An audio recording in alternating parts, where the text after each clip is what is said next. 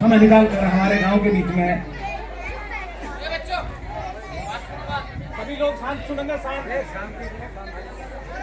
मैं सर्वप्रथम बाबा साहब डॉक्टर बी.आर. अम्बेडकर को नमन करते हुए मंच पर सभी वरिष्ठ हमारे समाज के लोग, सभा में सभी सम्मानित साथियों, आप सबको मेरा जय भीम,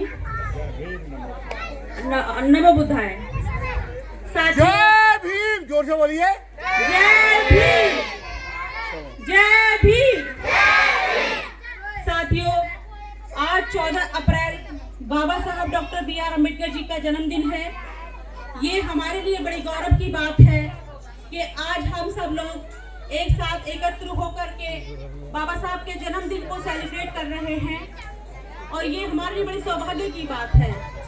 साथियों, ज्यादा कुछ बातें ना करके मैं आपको महत्वपूर्ण बात बताना चाहती हूँ जो बाबा साहब कहते थे, शिक्षित बनो, संगठित रहो, संघर्ष करो। ये हमको इसी बात पर जोर देना है।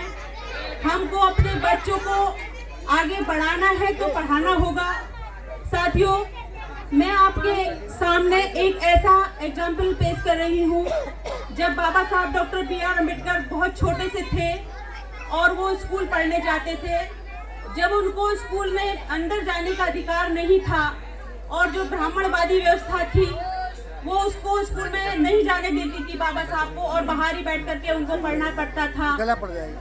तब साथियों, बाबा साहब अपनी माँ से घर आकर के बोलते थे कि माँ, मेरे साथ इतना छुआछूत क्यों होता है? सब बच्चे तो अदर क्लास में बैठ के पढ़ते हैं और मैं बाहर बैठकर क्यों पढ़ता हूँ? तब बाबा साहब की माँ उनको ये बताती थी कि बेटा, ब्राह्मणवादी एक व्यवस्था है, एक बुक है जिसका नाम है मनुस्मृति, उसमें ये सब कुछ लिखा हुआ है, उसी के आधार पर तुम्हारे साथ में ये पक्षपात होता है। तो साथियों, बाबा साहब के दिमाग पर उनकी माता की इन बातों का बहुत गहरा असर पड़ा और बाबा साहब ने अपनी माँ से कहा कि माँ, ठीक है, आपने जो मुझे बताया मैं आपकी बात पर ध्यान दूंगा और आगे से बहुत अच्छे से पढ़ूंगा। माँ, जब मैं पढ़ लिख करके बड़ा आदमी बन जाऊंगा तब मैं एक ऐसी बुक का निर्माण करूंगा जिसमें कोई छुआछूत नहीं होगी, सर्व धर्म के समाज को समान अधिकार होगा, कोई भी बच्चा मेरे जैसे समाज का बाहर बैठकर नहीं पढ़ेगा, मेरे समाज का बच्चा भी उन बच्चों की श्रेणी में बैठकर पढ़ेगा जो करोड़पति, इस देश के जहां करोड़पति बच्चों के बच्चे पढ़ते हैं, आदमियों के बच्चे पढ़ते हैं। तो साथियों, बाबा साहब का बस यही आपको सबको याद रखना है। अपने बच्चों को अगर आगे बढ़ाना है तो आप सबको अपने बच्चों को पढ़ाना होगा, तभी वो आगे बढ़ पाएंगे। और ये तो बाबा साहब ने कहा था कि शिक्षा शेरनी का वो दूध है, जो पिएगा वही दहाड़ेगा। तो साथियों, आज आप सब हमसे ये वादा करो कि आप अपने बच्चों को कोई भी अशिक्षित नहीं रहने देगा और अच्छी से अच्छी पढ़ाई उनको उपलब्ध कराएंगे, ठीक है? तभी हम सब लोग बाबा साहब के सपनों को साकार कर पाएंगे।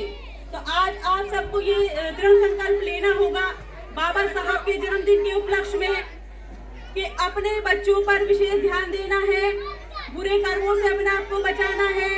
हमारे समाज में जो कुरीतियां हैं, जो लोग दारू पी करके अपने परिवार पर ध्यान नहीं देते हैं, उस बात पर हम सबको ध्यान देना होगा। कोई भी व्यक्ति, जब परिवार का मुखिया अगर ठीक रहेगा तो उसका पूरा परिवार ठीक रहेगा। साथियों, मंच पर तो उपस्थित बहुत लोग आ जाते हैं, सभा में भी बहुत लोग उपस्थित हो जाते हैं, लेकिन सभा में जो बातें सुनने को मिलती हैं उन बातों पर बहुत कम लोग अमल कर पाते हैं।